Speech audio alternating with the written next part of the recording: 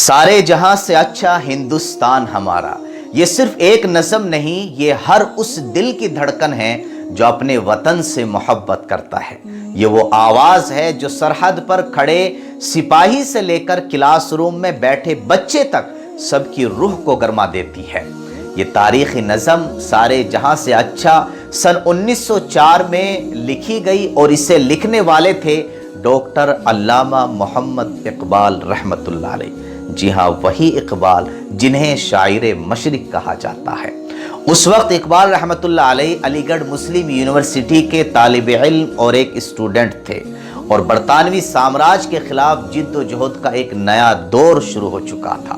یہ نظم دراصل ترانۂ ہندی کے نام سے مشہور ہوئی، اور جب پہلی بار 1905 میں لاہور کے گورنمنٹ کالج میں پڑھی گئی تو سامعین کے دلوں میں ہندوستان کی محبت کی ایک آگ سی بھڑک گئی۔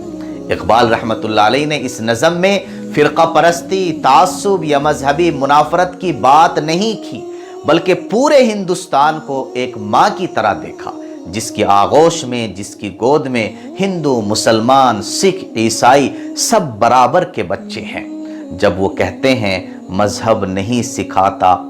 آپس میں بیر رکھنا، ہندی ہیں ہم، وطن ہے ہندوستان ہمارا، تو یہ صرف شعر نہیں بلکہ قوم کے لیے ایک سبق ہے کہ ہمیں مذہب کے نام پر نہیں، انسانیت کے نام پر ایک ہونا ہے۔